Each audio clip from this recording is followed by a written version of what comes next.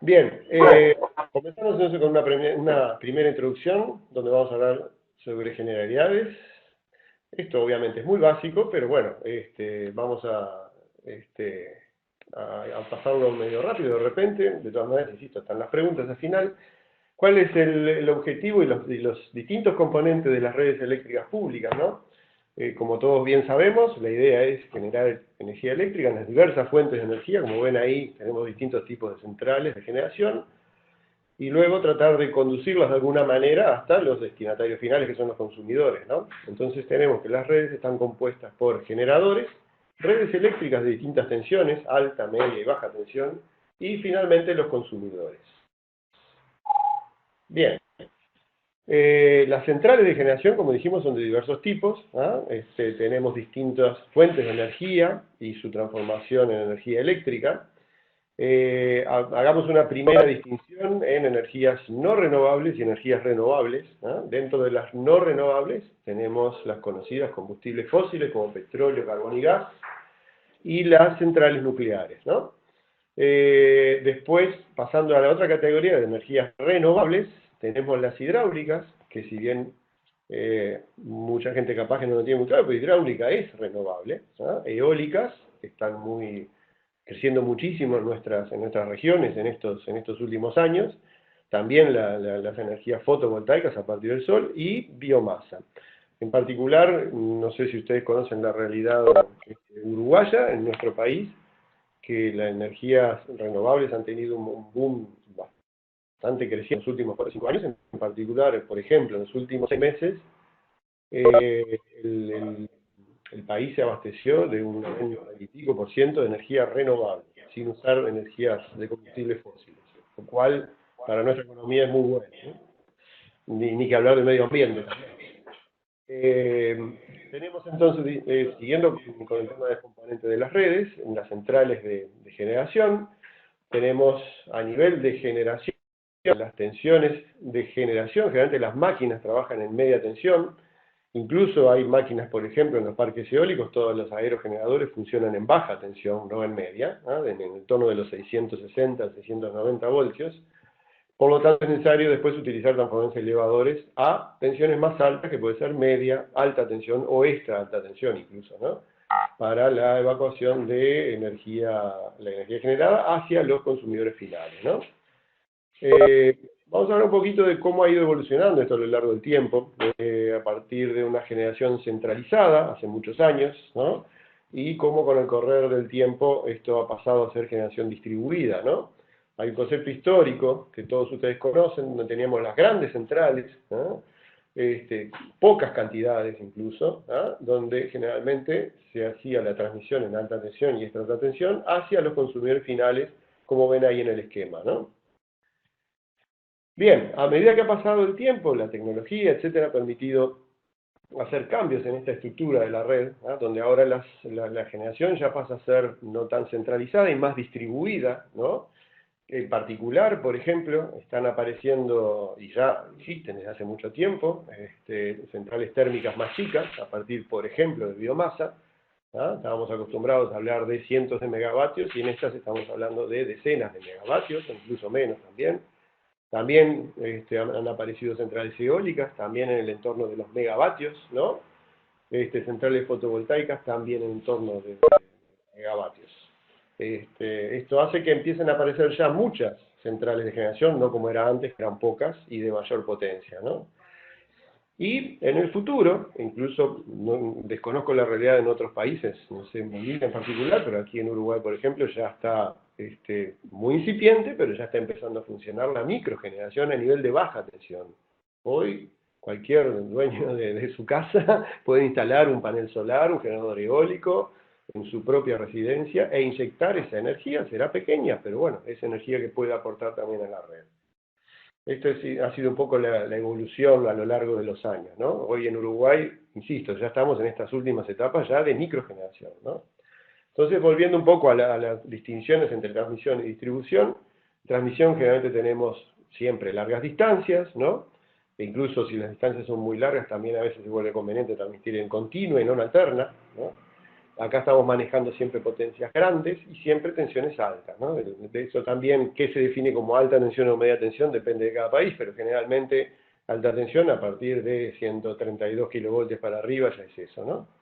Y a nivel de distribución, entonces tenemos ya distancias más cortas, ¿no? Estamos trabajando ya con potencias medianas y bajas, e incluso tenemos redes de media y también redes de baja tensión dentro de las ciudades o centros poblados, ¿no?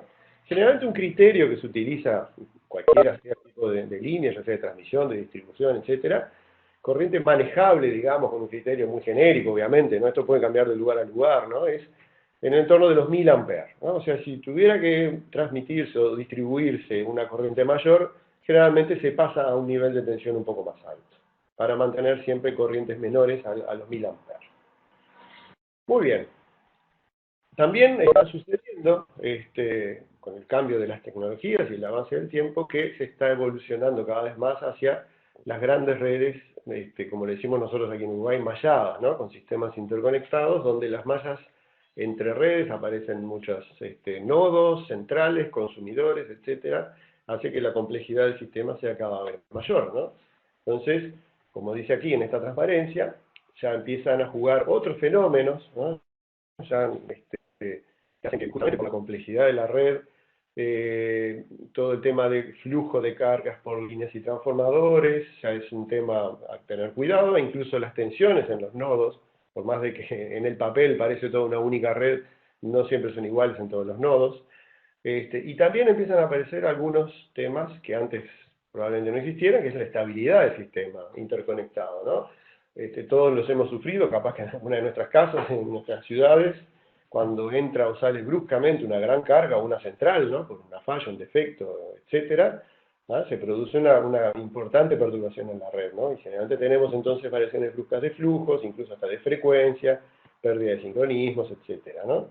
Entonces ahí aparece un término que es el término estabilidad, ¿no? Que tal como lo definiríamos sería la capacidad de la red interconectada de volver a un estado estable, aún después de una perturbación, ¿no? O sea, esto es un estado dinámico de cambio donde la red se acomoda luego de un defecto o un disparo, ¿no? Para poder seguir brindando el servicio de energía eléctrica a los demás sectores que no sufrieron esa falla, ¿no?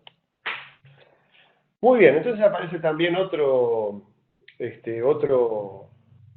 tema importante, que es justamente cómo controlar los parámetros eléctricos en estas redes interconectadas, ¿no? Entonces tenemos básicamente tres parámetros, ¿no? Uno es la potencia activa, que justamente esto es lo que nosotros como usuarios vemos, ¿no? Nosotros somos consumidores de potencia activa, ¿no? Y esto está controlado generalmente por una unidad que se llama despacho de cargas de la red. Ellos son los que, en base a la generación disponible y a los consumos existentes en toda la red, determinan qué central entra, qué central sale, qué potencia activa entrega cada una de ellas, etcétera, etcétera, ¿no? También, como les decía, al ser complejas las redes ahora, ya aparece también el control de los niveles de tensión en cada nodo. Porque justamente esto ya no es como en el papel una única red de 150 kilovoltios donde en todos los puntos de esa red estamos con la misma tensión, sino que hay cambios, ¿no? Y obviamente entonces los técnicos especialistas en redes establecen mínimos y máximos aceptables dentro de los cuales se tolera esa variación de tensión, ¿no? Justamente el principal actor aquí es el consumidor, ¿no? El consumidor tiene que ver su energía eléctrica dentro de niveles de tensiones adecuados.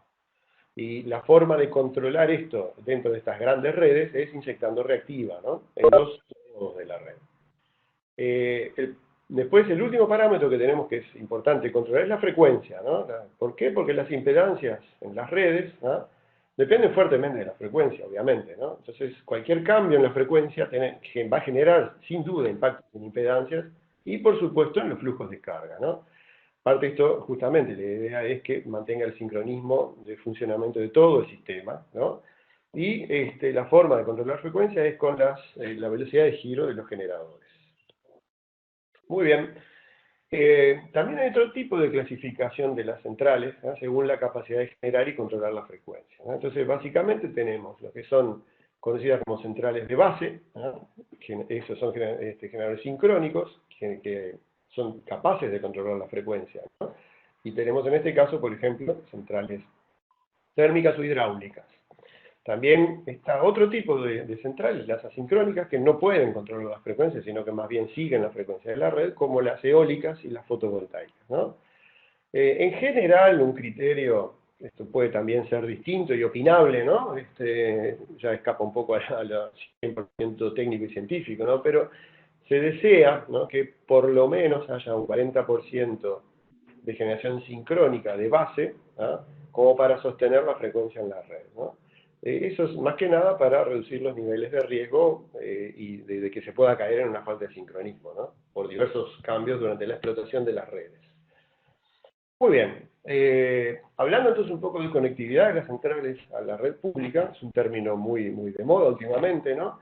¿Qué se entiende por esto? Bueno, la idea es hacer un estudio previo, ¿ah?, antes de la existencia de una central, de cuál va a ser el impacto que va a tener esa nueva central en la red, ¿ah? ¿Por qué?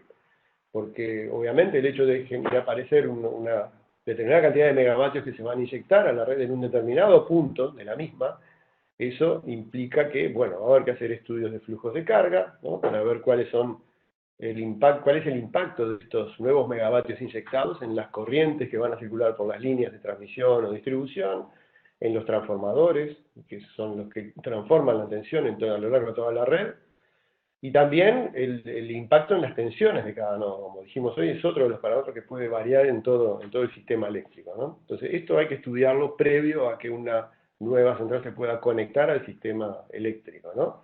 El otro estudio que es necesario hacer es la estabilidad del sistema. ¿Por qué? Porque yo estoy agregando un nuevo elemento en la red, ¿ah?, y ante una perturbación debido a la entrada o salida por una falla, un defecto, etcétera, eso puede tener un impacto en la red, y eso es lo que se estudia, ¿no? Hay que estudiar entonces cuáles son los balances de potencia activa generada, consumida, etcétera, las tensiones, para ver cómo puede reaccionar el sistema eléctrico ante un problema con esta nueva central.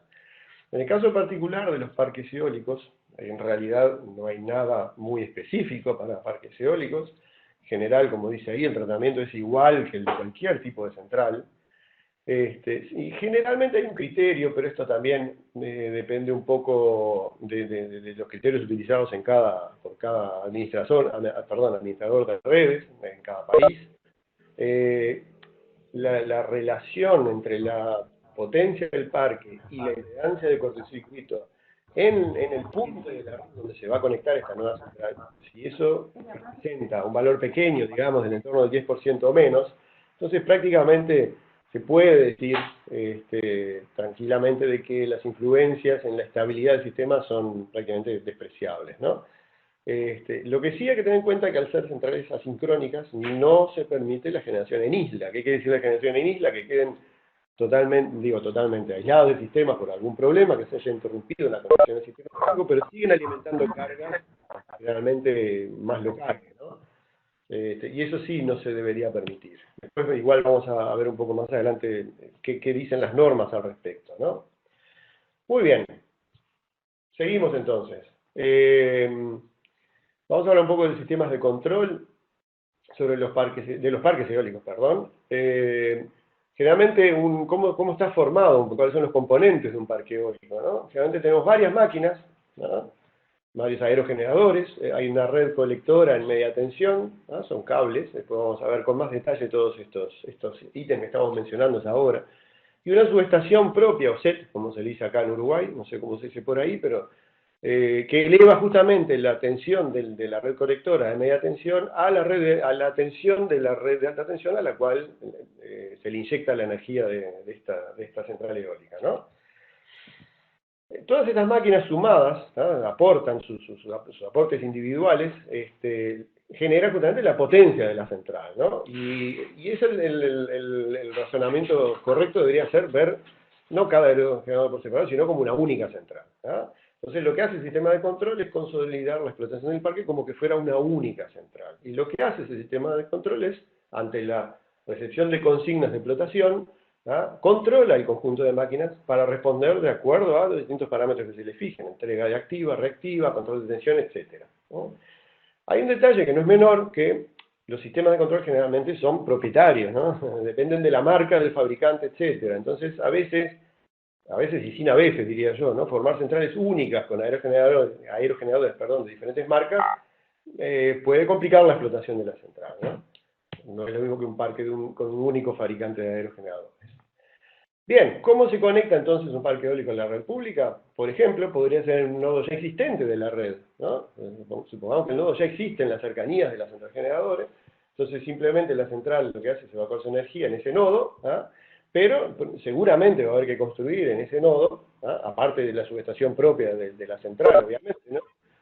Probablemente una línea, todo depende de la cercanía, la distancia, etcétera, y sí, sin duda, en el nodo existente una nueva posición.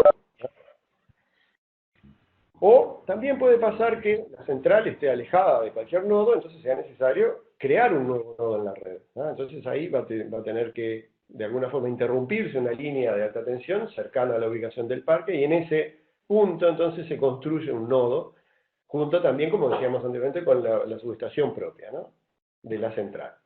Muy bien, vamos a ver entonces un poco el tema de conectividad de la red pública. ¿Eh? Ya habíamos mencionado algo, pero vamos a entrar un poco más de detalle ahora, ¿no? Como habíamos dicho, bueno, es necesario realizar flujos de carga, ¿no? Justamente la idea es determinar qué disponibilidad eléctrica tenemos en el nodo de conexión, ¿no? Y como decíamos hace un rato, al agregar un aporte adicional, hay que verificar condiciones de sobrecarga de los componentes, ¿no? La idea no es sobrecargar ni líneas ni transformadores, eso es un estudio que hay que hacerlo, ¿no? Y se analizan distintos escenarios, ¿no? Por ejemplo, si hay aporte hídrico importante, si no, si hay, por ejemplo, en el caso de países que tienen interconexiones con otros países, qué nivel de energía se va a transferir de un país a otro, por ejemplo, ¿no? Y obviamente la recomendación siempre es utilizar el peor caso, ¿no? Ese es el caso, el estudio más conservador. Y si no, si se desea, lo que se puede es hacer un análisis para distintos escenarios, pero asignándoles una probabilidad de ocurrencia a cada uno de ellos. Entonces la idea es analizar sistemas que estén en régimen, equilibrados y obviamente sinusoidales, ¿no? Como decíamos recién, se deben analizar las tensiones en las barras, hay que verificar que estén dentro de los límites, ¿no?, y las posibles sobrecargas. Y con esto también resultará, o no, no sabemos, esto depende de cada caso, si es necesario realizar obras en la red de transmisión. Para que vean un ejemplo, no estamos usando un software cualquiera acá, en definitiva todos los softwares hacen más o menos lo mismo, ¿no? Para estudios de carga, flujo de carga, etcétera, estabilidad, etcétera. Acá hicimos un ejemplo muy sencillito, si se fijan en detalle, apenas tiene 2 generadores y 2 cargas nada más una serie de nodos, ¿ah? Simplemente para que vean cómo, con un caso muy simplificado, extremadamente simplificado, cómo sería, por ejemplo, la tensión en barras actual sin el nuevo generador, a la izquierda, y en el diagrama de la derecha ustedes van a ver cómo cambian las tensiones en las barras al agregar una nueva central, ¿no? Lo mismo cuando uno quiere ver el porcentaje de carga en las líneas. A la izquierda ven el diagrama de porcentaje de carga con colores, ¿no? Actual sin la central, y cómo se distribuía el porcentaje de carga en las líneas al agregar una nueva central. Esto se chequea contra los límites, especificaciones de cada uno de los productos, líneas, transformadores, etcétera, y se decide si hay que hacer cambios, obras, ampliaciones, etcétera, en la red. Lo que se sugiere, existe una norma, ahí se las menciono, es la IEEE 1547.7, ¿no?, que justamente es una guía para la realización de estos estudios de impacto, ¿no? Como les decía hoy, algunos de los impactos potenciales que puede tener la instalación de una nueva central, por ejemplo, es la generación de nítidos, que les decía, ¿no? Queda desconectado de la red, pero sí alimentando cargas en forma local. Esto tiene inconvenientes y por eso la norma sugiere que esto no suceda, y acá eso no se permite, ¿no? Es que al momento de la reconexión, justamente el sistema que quedó en isla está en una diferente tensión, frecuencia o fase, y eso hace que no se pueda sincronizar el reenganche, digamos, ¿no? Y también temas de seguridad, por ejemplo, pueden quedar líneas caídas que supuestamente no están energizadas cuando sí están energizadas, bien, con los consiguientes riesgos de seguridad para las cuadrillas de trabajo. Como les decía, pueden tener impactos en la seguridad de operarios también, ¿no? Como último, bueno, obviamente que la calidad de la energía ya no es lo mismo. ¿Por qué? Porque la frecuencia y la tensión puede irse dentro de por fuera, digo, de los límites aceptables normalmente, ¿no? Bien, esto ya lo mencionamos también, más impactos potenciales, es la sobrecarga de los equipos, ¿no? Obviamente va a ser necesario hacer estudios de protecciones y coordinación de las protecciones porque están cambiando los niveles de corriente de los circuitos, etcétera. Y por supuesto que también cambia todo lo que es la regulación de tensión con la administración de la potencia reactiva, como hablábamos hoy de las tensiones en los nodos, y sin duda la calidad de la energía, ¿no? Por eso hay ciertos controles que vamos a ver más adelante que se hacen sobre las centrales nuevas para ver si se les autoriza o no la conexión a la red. Muy bien. Vamos ahora sí a meternos un poco más dentro de lo que son los parques eólicos. ¿Cuáles son las instalaciones que componen el parque eólico? Muy bien, son las unidades generadoras. Existe un sistema colector de media tensión. Hay una subestación elevadora, tenemos un puesto de conexión a la red pública y luego una línea de alta tensión para conectarse finalmente a la red pública, ¿no? Generalmente las unidades generadoras disponibles hoy en el mercado están en el entorno de los 3 megavatios, es lo más normal en nuestras latitudes, digamos, ¿no? Y los generadores de esas unidades trabajan en media y baja tensión, perdón, entre los 600 y los 690 voltios. Mecánicamente las unidades están compuestas por un rotor, que generalmente son 3 palas de en torno de 40 a 50 metros de largo. Esto obviamente cambia según el lugar donde se van a instalar los vientos, etcétera, ¿no? Que proveen también incluso una regulación del ángulo de inclinación de las palas. Esto es para optimizar,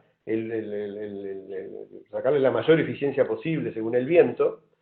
Obviamente esto necesita torres, ¿no? De altura entre 80 y 100 metros, ¿no? También depende del lugar, del tipo de vientos, etc. ¿no? Y hay de dos tipos, hay metálicas, 100% metálicas en toda su extensión, o algunas torres incluso de hormigón, ¿no? En la parte superior tenemos lo que se llama la góndola, que generalmente tiene una cubierta exterior de fibra de vidrio, o algún otro material muy liviano, simplemente evita que esté todo expuesto a la intemperie. Y ahí, bueno, en la góndola hay distintos componentes, son los componentes principales, que acá sí hay una variedad que depende mucho de la configuración de cada fabricante, ¿no? Por ejemplo, existe una caja multiplicadora en algunos fabricantes, otros no, que convierten la velocidad de rotación de las palas, ¿no?, a la velocidad necesaria para que el generador pueda entregar la energía eléctrica, ¿no? A su vez después tenemos un generador, que es un alternador trifásico movido justamente por los ejes y la caja multiplicadora, y un componente electrónico de potencia, ¿verdad?, que es un convertidor que justamente convierte la frecuencia. No se olviden que tenemos que tener a la salida algo lo más cercano posible a 50 Hz, ¿no? Y aparte fija, este equipo electrónico fija los niveles de potencia activa y reactiva, ¿no? Luego, otro componente es el transformador de potencia. Acuérdense que esto hay que pasarlo de los 600 y pico de voltios a media tensión, ¿no? Y esto también depende del fabricante, puede estar ubicado arriba en la góndola o a nivel de piso, ¿no?, que justamente lo que decíamos ahí, eleva la tensión a el nivel de media tensión, ¿no? Después tenemos cables de potencia que van desde la góndola hacia el piso, ¿no?, que obviamente esto va a depender de si el transformador de potencia utilizado por el fabricante está abajo o arriba, ¿no? Entonces esos cables pueden ser de cables de baja o de media tensión. Estos cables lo que sí deben permitir el giro de la góndola según la dirección del viento, porque no se olviden que la góndola se orienta según la dirección del viento para justamente sacarle el mayor provecho. Y obviamente estos cables, estos mazos de cables tienen que poder soportar normalmente 3 giros completos de la góndola sin que se dañen, ¿no? Muy bien.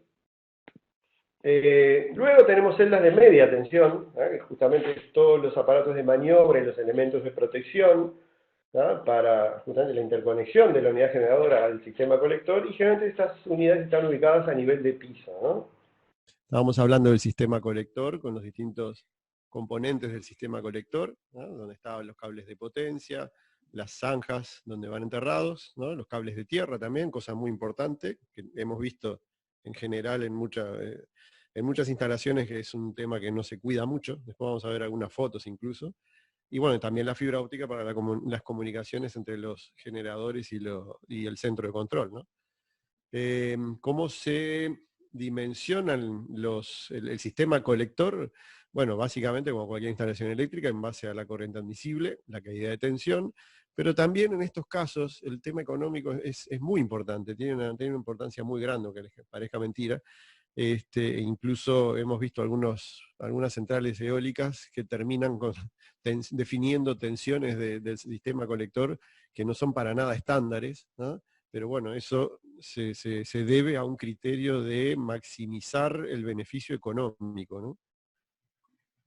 Bien, la subestación elevadora Generalmente va a levantar la tensión, elevar la tensión del sistema colector. Normalmente el sistema colector es, digamos, clase 36 kilovoltios, ¿no? Lo normal es 31,5, aunque, insisto, hemos visto casos muy distintos y con tensiones fuera de lo normal, ¿no? Elevan la tensión de esa tensión a la de la red pública de transmisión, ¿no? Que puede ser 150 kilovoltios, 220, etcétera, ¿no? El sistema de media tensión, de 31,5, está en un edificio en la subestación, y generalmente el sistema de 150 o 220 kilovoltios está a la intemperie, aunque también se ven estaciones de alta tensión aisladas en gas, ¿no? Lo que se conoce por GIS. Bien, aparte de dijimos que el sistema de media tensión en la subestación elevadora, ¿tá? Tiene como componentes las celdas propias de media tensión. Los aparatos de maniobra serían, además de los disyuntores, seccionadores de puesta a tierra, etcétera, todos esos son aparatos de maniobra. El transformador de potencia, ¿no?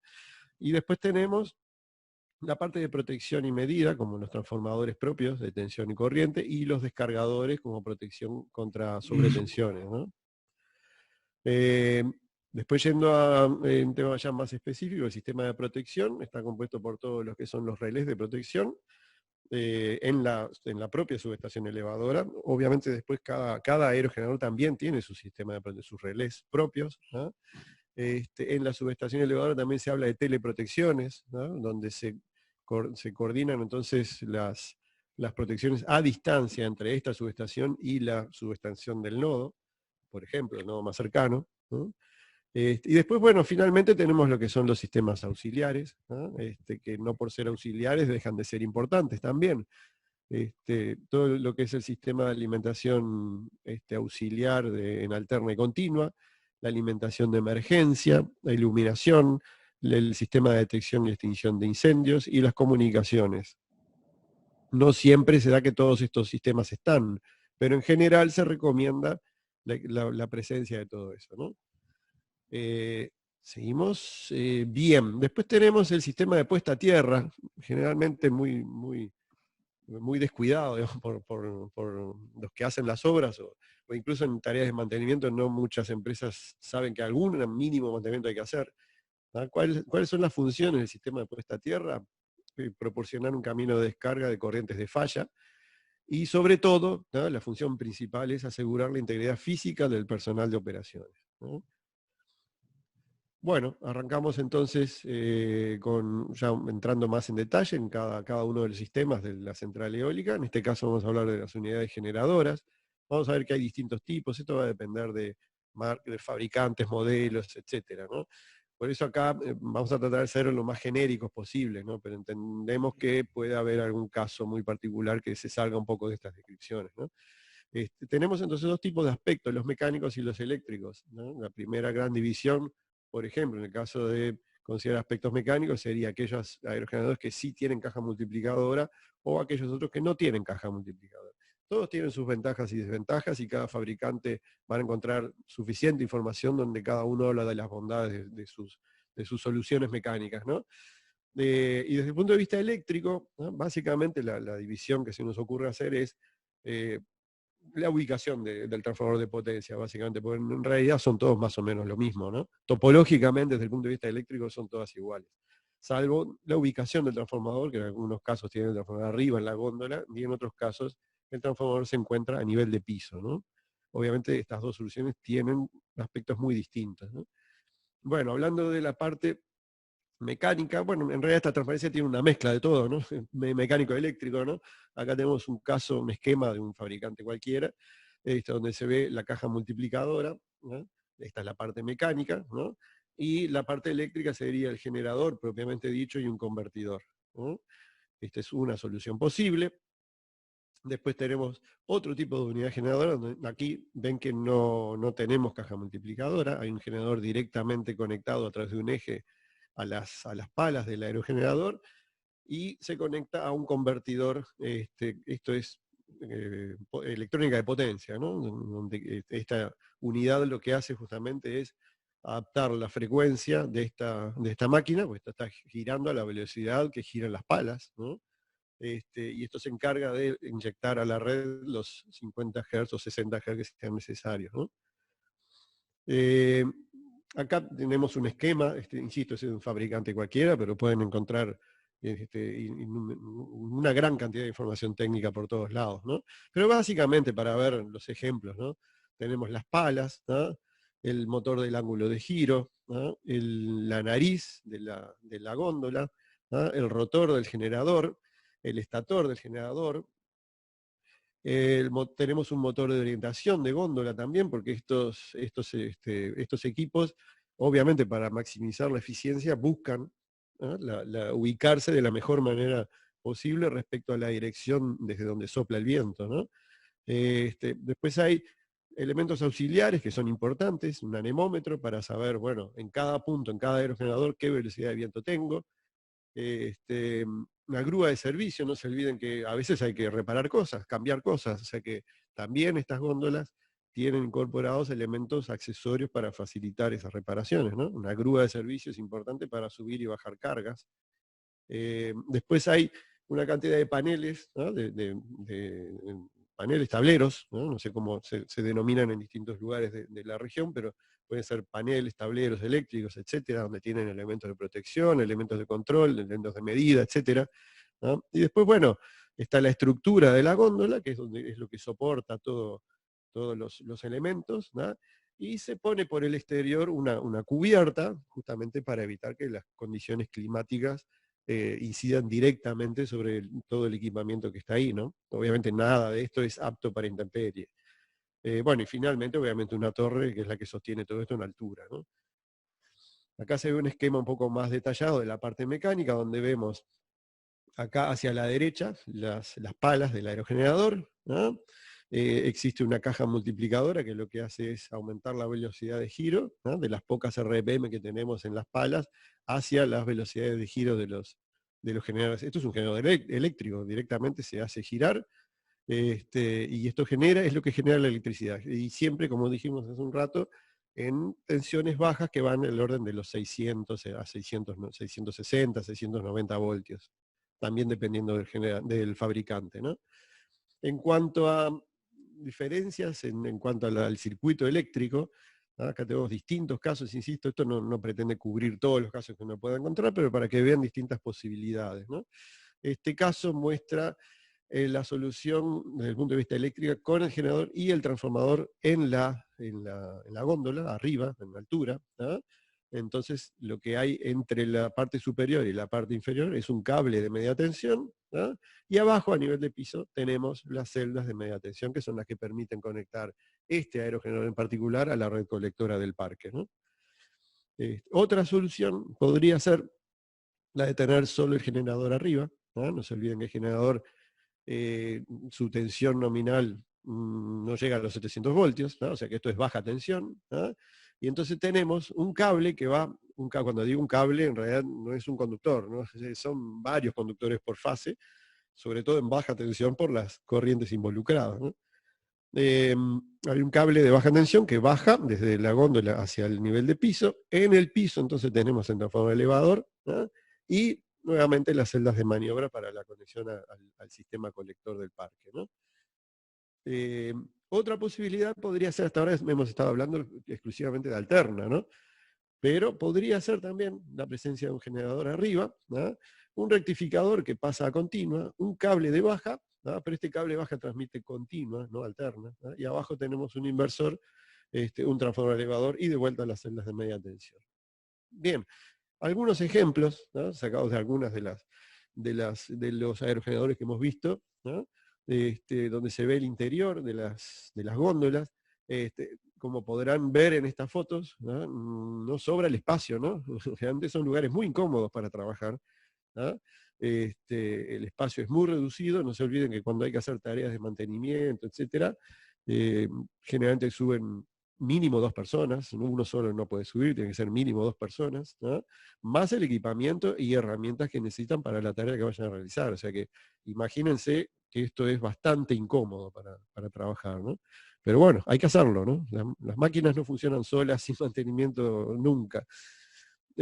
Aquí se muestra en esta otra foto la bajada de los cables, ¿no? Desde arriba de la góndola hacia el piso, a nivel de piso, ¿no? Como ven acá, tenemos hacia la derecha el mazo de cables, ¿no? Esto en particular, por la cantidad de cables que se ven ahí, es una bajada de baja tensión, ¿no? Acá no es media tensión.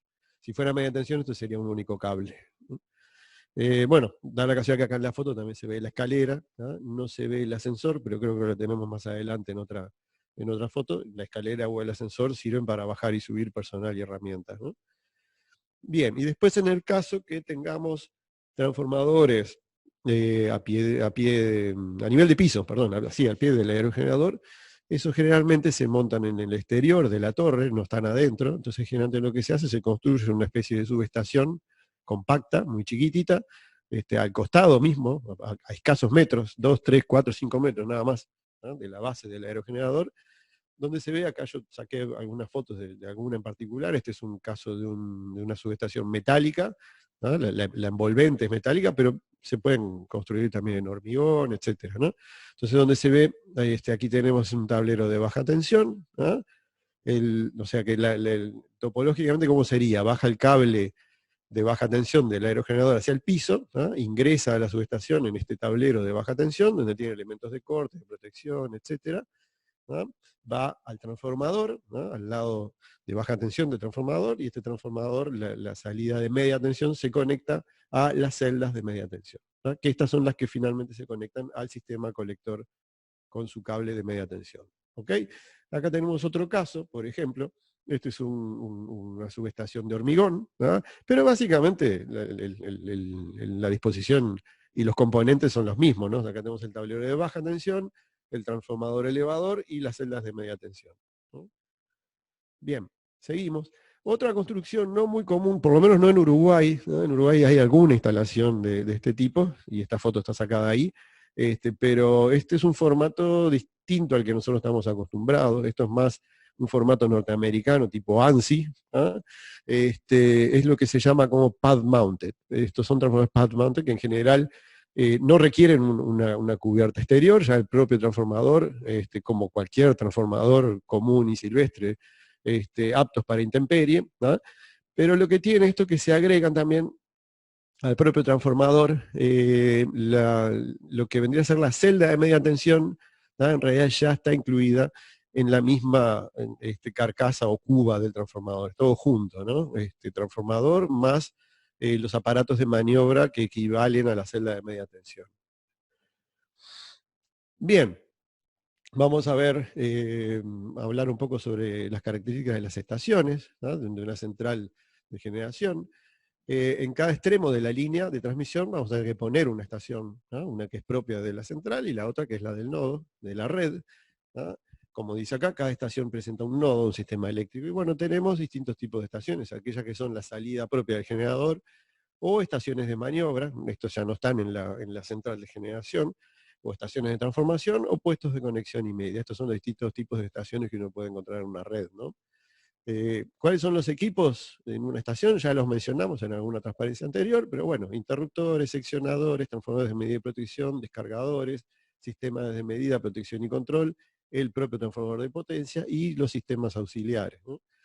En una estación tenemos lo que se llaman posiciones, por lo menos es el término que usamos acá en Uruguay, ¿no? Son partes de una subestación, ¿no? Entonces tenemos una posición de línea, que es aquella sección de la subestación que se conecta a la línea de alta tensión, una posición de barra de alta tensión, una posición de acoplador, una posición de salida generador, esta es la que se conecta a la central de generación, y bueno, después la playa propia del transformador, ¿no? Acá tenemos algunas imágenes para que se entienda un poco mejor de diversos tipos de estaciones donde se ven las distintas posiciones, ¿no? Vamos a ver alguna. Acá tenemos una justo en medio de una obra, ¿no? Acá estarían los transformadores, ¿no? Por ahí pasa la línea, no se ve muy bien en la foto, pero hay una línea de alta tensión que pasa cerca de la estación de la playa de transformadores, ¿no?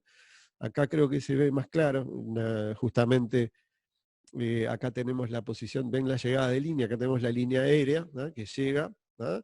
Y aquí viene lo primero que se encuentra acá, es la posición de línea, justamente es la conexión a la línea, ¿no? Después de aquí pasaría, bueno, la posición de barra, etcétera, etcétera, ¿no? Acá tenemos otro caso también, donde se ve de vuelta acá la llegada de la línea, y acá tenemos lo primero que se ve en la subestación, sería la posición de línea, es donde se conecta esa estación a la línea de transmisión, ¿no? Bueno, acá tenemos otra foto, acá se ve, por ejemplo, esta es de la playa del transformador elevador, ¿no? Acá se ven estos cables de media tensión, que justamente son los que llegan de la subestación, donde están las celdas de media tensión, ¿no? En definitiva, a las celdas de media tensión llegan cada uno de los ramales de los aerogeneradores, ¿no? Y de acá, bueno, este transformador es el que eleva la tensión de esta tensión de media a la tensión de alta y entra a la playa, a la estación, perdón, de transmisión, ¿no? Acá tenemos otra vista que es un poquito más elevada, capaz que se ve mejor. Acá tenemos dos transformadores también, pero de vuelta. Llegan los cables de media, acá no se ven las conexiones de los cables de media, y acá tenemos las salidas de alta tensión, ¿ah? A todo lo que es aparatos de maniobra, entonces las barras de la subestación, y después en la foto acá no se ve, pero está la posición de línea, ¿no? En el caso de una GIS, bueno, acá tenemos algunos ejemplos, ¿no? En realidad desde el punto de vista eléctrico son iguales, ¿no? A las aéreas, a las que vimos en aire, perdón, ¿no? Pero bueno, acá la aislación en vez de ser en aire es en un gas comprimido, SF6 o hexafluoruro de azufre, ¿no? Generalmente se utilizan GIS en los casos donde el metro cuadrado del área, el costo del metro cuadrado es elevado, ¿no? Entonces generalmente ahí conviene mucho más utilizar una GIS por razones de espacio, ¿no? Porque no se olviden que al poner todo dentro de recintos con gas a presión se achican sustancialmente las distancias, ¿no? A ver, la GIS también tiene otra ventaja de que prácticamente no se ve, como es, influenciada por condiciones ambientales, ¿no? Hay toda una carcasa metálica por fuera que la separa herméticamente de lo que es la atmósfera, ¿no? Bueno, vamos a hablar un poco del sistema de puesta a tierra, ¿no? Sí, dijimos cuáles son las funciones, pero por la importancia vamos a repetirlas, ¿no?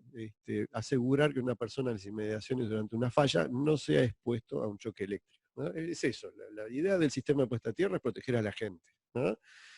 ¿Cómo lo logra? Proporcionando un camino de baja impedancia a tierra para la corriente de falla. Cuando hay un cortocircuito, ahí es donde se ve si la malla y el sistema de puesta a tierra en general está bien diseñado o no, ¿no? Existen normas internacionales, ¿no? En particular en Uruguay usamos mucho la IEEE 80 y 81, creo que en la región debe ser así, si no después cualquier cosa, en el rato que tengamos para preguntas estaría bueno que alguien nos aporte, pero bueno, estas son las dos normas que se usan internacionalmente, ¿no? Tanto para el diseño como para las verificaciones que hay que hacer, ¿no? A ver, el aumento del potencial de tierra, normalmente nosotros pensamos que una malla de tierra está a potencial cero, lo cual es cierto en condiciones normales, ¿no? Ahora, hay factores que van a influenciar en esto, ¿no? Por ejemplo, ¿no? Tenemos un factor que es importante, que es la resistividad del terreno, ¿no? No es lo mismo, y eso lo vemos con medidas, ensayos que se han hecho, ¿no? En terrenos de distinto tipo, como por ejemplo, a ver, un terreno con tierra fértil, tierra negra, donde crece fácilmente el pasto, generalmente son lugares donde la humedad queda bastante bien contenida dentro del suelo, ¿no? Eso hace que la resistividad del terreno sea baja, ¿no? Ese es un extremo, y en el otro extremo tenemos lugares horribles para hacer mallas de tierra, horribles porque realmente da mucho trabajo y cuesta mucho dinero lograr valores bajos, que es, por ejemplo, en sitios arenosos o en sitios rocosos, ¿no? Y acá justamente en el caso de las centrales eólicas, justamente ¿qué sucede? Uno busca los lugares de mayor viento. Y si hay cerros, los lugares donde el viento toma mayor velocidad generalmente es en la cima de los cerros. Pero generalmente los cerros son de roca, y ahí entonces la resistividad del terreno es tremendamente mala para las mallas de tierra. Por eso se terminan haciendo diseños con una gran cantidad de cobre enterrado, ¿no? Pero bueno, son temas de seguridad, hay que respetarlos, ¿no? Bien, lo que sucede cuando hay en condiciones normales, dijimos que el potencial de la malla es cero, ¿no? Pero cuando hay una falla, hay una corriente de cortocircuito, ¿no? Eso hace que, por ley de Ohm, básicamente, ¿no? R por I es igual a B. Si yo tengo una resistencia, por más baja que sea, pero hay una corriente que es muy alta, eso puede hacer que B asuma valores altos y pueda generar problemas a la gente, ¿no? Aquí tenemos un esquemita que está sacado de una de las normas, ¿no? Donde se ve básicamente en qué consiste las tensiones de paso y de toque, así se llaman, ¿no? Las normas las mencionan así. Tensión de paso es la tensión como está dibujado acá, en la diferencia de potencial que existe entre los dos pies de una persona, ¿no? No se olviden que esto, si fuera ideal, tendría una distribución de tensiones plana, pero esto no es así, ¿no? Después vamos a ver, cuando hablemos con más detalle de la malla, que esto tiene una distribución de tensiones, ¿no? Entonces uno puede estar pisando, nuestros pies pueden estar separados, ¿no? Cada uno de ellos apoyado en lugares con distinto potencial, como se ve acá, y bueno, acá entre los dos pies aparece una diferencia de potencial cuando hay una corriente de cortocircuito. La tensión de toque es lo mismo, salvo que en vez de ser entre dos pies, es entre los pies y la mano de un operario que está tocando algo. Supóngase que está haciendo alguna tarea de mantenimiento, alguna tarea de operación de la central, etcétera, y justo en ese momento hay un cortocircuito. Entonces aparece una diferencia potencial entre el punto donde están sus pies tocando la tierra y el otro punto sería la mano que está tocando un tablero, un comando, etcétera, etcétera, ¿no? Y esos son los dos parámetros principales que se tienen en cuenta cuando uno hace un diseño de una malla de tierra, ¿no? Lo que tiene que hacer, el objetivo final de la malla de tierra, ¿no? Es justamente que estas dos tensiones, las tensiones de paso y las de toque, estén dentro de los límites tolerables por el ser humano. Bueno, yendo un poco más a la parte de diseño de la malla de tierra, ¿no? Hay formas distintas de calcular el aumento de potencial, ¿no? Hay formas distintas de conocer la resistividad del terreno, ¿no? La más sencilla es tomar tablas y decir, bueno, a ver, si yo tengo un terreno arenoso, me fijo en las tablas que uno conoce, y es más, las normas estas tienen tablas, ¿no? Y tomo ese valor de resistividad.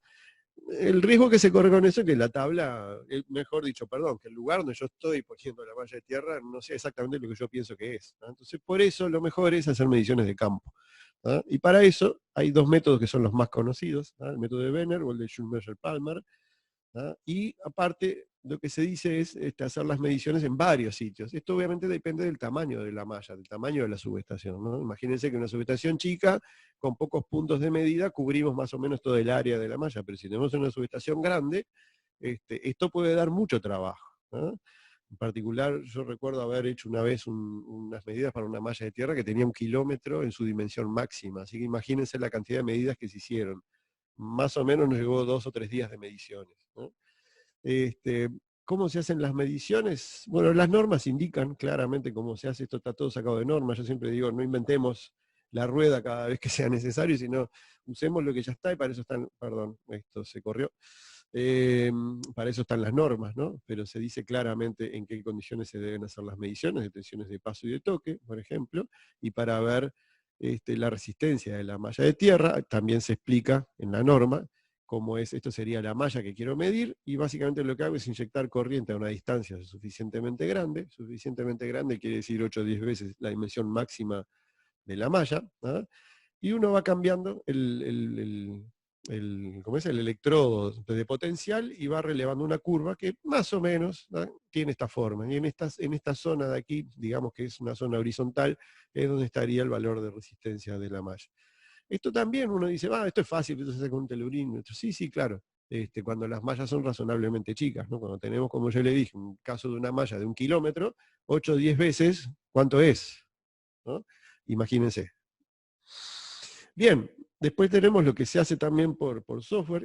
A ver, las cuentas de la norma se pueden hacer a mano, obviamente, ¿no? Pero generalmente la ventaja del trabajo con el software es que uno permite, primero, una visualización gráfica de cómo se distribuyen las tensiones de paso y de contacto, por ejemplo. ¿Ah? Esto es muy fácil de ver. Y otro que, bueno, en el proceso de diseño de una malla, uno tiene tiene que ir haciendo distintas aproximaciones, no necesariamente queda bien diseñada la malla de entrada, ¿no?